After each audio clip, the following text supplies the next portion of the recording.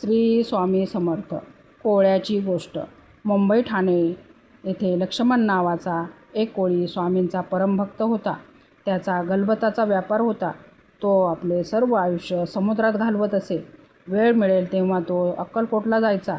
तेथे काही दिवस राहून स्वामींचे दर्शन घेऊन त्यांची मनपूर्वक सेवा करायचा. समर्थ हे परब्रह्माचे मूर्त रूप आहेत हे लक्ष्मण कोळ्याला ठाऊक झाले होते. कधी कधी जहाज समुद्रात असताना प्रचंड वादळ येत असे. अशा कठीण प्रसंगी तो स्वामींच्या स्मरण करायचा. त्यावेळी स्वामी त्यांची सुटका करायचे. कधी कधी स्वामींच्या स्मरणात दंग असायचा. समुद्रातून प्रवास करताना स्वामी जहाजावर बसलेले तो पाहायचा. त्यावेळी त्याला खूप आनंद व्हायचा.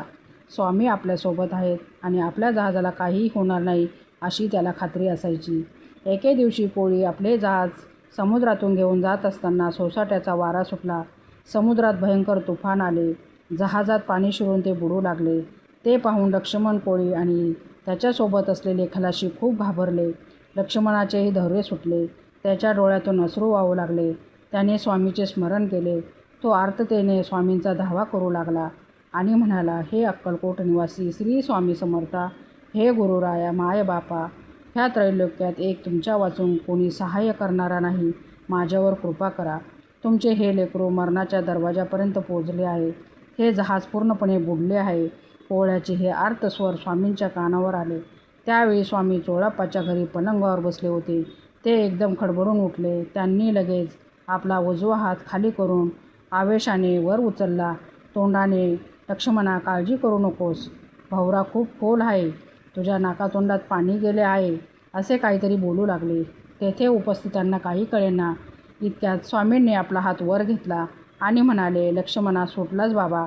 त्या क्षणी स्वामींच्या हातातून पाणी निथळत होते. हा काय चमत्कार आहे हे चोळाप्पाच्याही लक्षात आले नाही.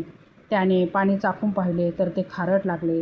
चोळाप्पाने स्वामींना विचारले. तेव्हा स्वामी म्हणाले, लक्ष्मणाचे जहाज समुद्रात भवऱ्यात सापडले होते. ते उचलले आणि किनाऱ्यावर आणून ठेवले. स्वामींच्या बोलण्याचा उलगडा कोणालाही होत नव्हता. पण 8 दिवसांनी लक्ष्मण कोळी आपल्या कुटुंबियांसोबत अक्कलकोटास स्वामींच्या दर्शनाला आला. त्याने त्यांच्या चरणावर अश्रूंचा अभिषेक घातला. त्यांना नैवेद्य व दक्षिणा दिली. तेव्हा सर्वांना स्वामींचा ह्या चमत्काराचा उलगडा झाला.